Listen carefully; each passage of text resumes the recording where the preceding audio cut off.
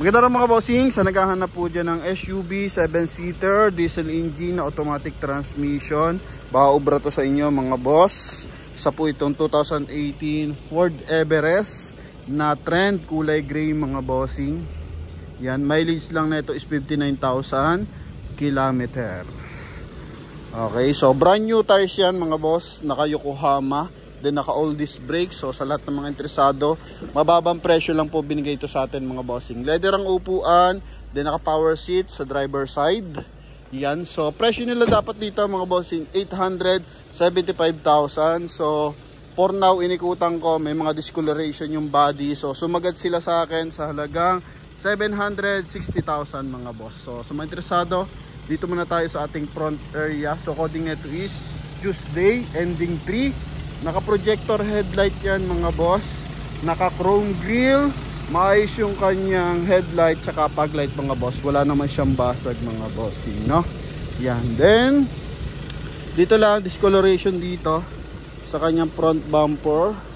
Then dito, may dent ng bahagya. Pero bubuksan natin to dito mga bossing. Dito lang naman siya sa ibabaw mga boss, no? Possible na pabayaan lang to sa parking area. Kaya ayan, puro gas-gas ang mga gilid-gilid mga bossing. Pero kung di naman kayo maselan at okay lang sa inyo mga minor issue, eto guaranteed natin mga bossing. So R80 na mags neto, naka two-tone polish gray tsaka silver color. Yan, so Yokohama series 2024 to mga bossing ha. Yan, so 90 to 95% red light pa yan. Then may signal light sa kanyang side mirror. Ito lang yung cover, so natikpal yun dito, pero umiilaw pa rin mga boss. So 2.2 liters to na diesel engine, 6-speed automatic transmission. May mga scratches ng bahagya mga bossing sa kanyang body, pero maayos yung kanyang stepboard mga boss, no? So walang UP yung ating mga stepboard. So dito naman sa ating door panel, so polish gray yung sidings. Ito naman sa ating upuan, so naka power seat yan. Okay, maayos yung ating leather, may punit lang ng bahagya. Ito mga boss. So declared natin yan para sa mga bar natin interesado. So pwede nyo ganitong takbuhin. Sa steering wheel, so hindi naman siya pudpud mga bossing. Yun nga lang, halata mo na pabayaan sa arawan yung ating unit mga boss.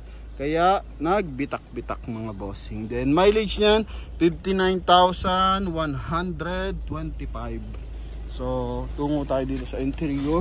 Naka 2 din audio system mga boss. Check natin kung may offline navigation.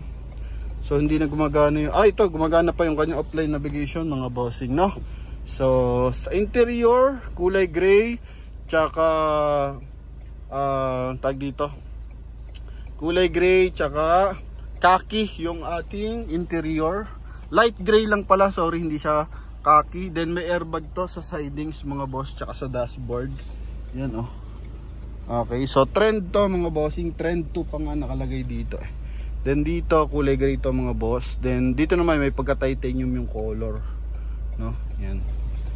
Okay, so eto mga bossing is naka cruise control, hands-free connection para sa ating 2-din audio system mga boss. Maayos naman manakbo mga bossing, wala naman siyang kalampag. So ano natatangi lang concern yung mga ganto. Yan. So upholstery para dito sa ating steering wheel. Then ito konting ponnet. Ito armrest, maayos mga bossing. May lagay ng cup holder mga boss. Then check natin yung mga window, harap likod. So responsive naman siya mga bossing. Ito yung kanyang second row. So walang punit yung kanyang upuan dito. Lalo na yung sa third row. So hindi masyadong nagagamit yung third row. So galing to ng company mga boss.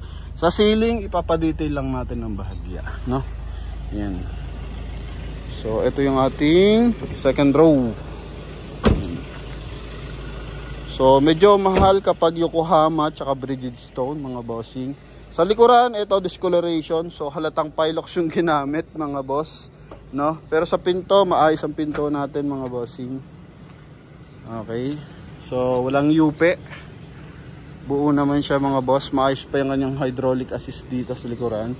Sa sensor, ito tanggal na. So naka-as-is na kasi ito mga bossing. Kaya sinagad na natin sa presyuhan. Pang-presyong buy and sell na lang to, 760,000 mga boss. 4 ang sensor, so 3 na lang ang available. Then sa taillight mga boss, buo naman siya. Then dito mga boss, buo din. Yan yung backup light niya. Oh, ha. Sa kabilang side, puro ang gas-gas niya mga boss. Dito, tsaka sa front area mga boss, no? Sa bubong is naka silver na roof rail. Kulay silver yung kanyang roof rail mga boss. Kabilang door panel, may dentang konti. Yan, pero as in presentable pa rin. Oh.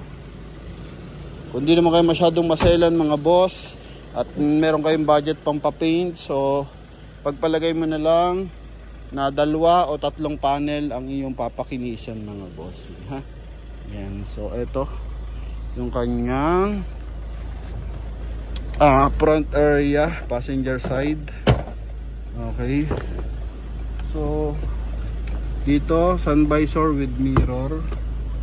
Yan, ito naman lagay ng eyeglass. Then dito si just ng mga ilaw mga bossing, ha. Yan, so puntahan natin yung ating engine bay. Check lang natin mga window. Yan, maganda pa manakbo mga boss. Dito sa kabilang side, yun mga bossing.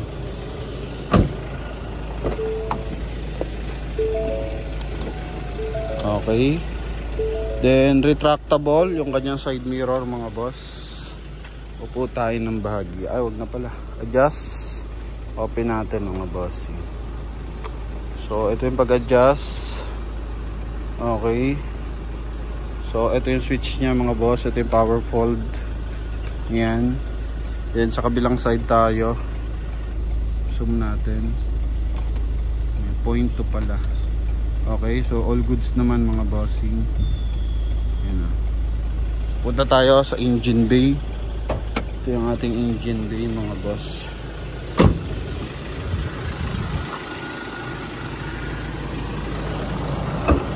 Dito may concern pa tayo dito sa engine bay, yung kanyang hydraulic assist.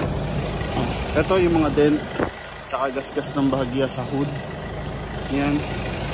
Ito yung ating hydraulic assist mga boss. Palitin yan. 2 yan mga boss.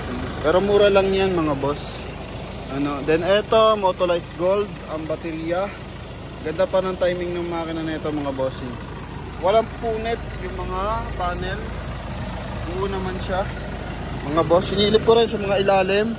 100% hindi naman to binaha mga boss, no? Yan. All goods to mga bossing. Nakadetail yung kanyang engine bay.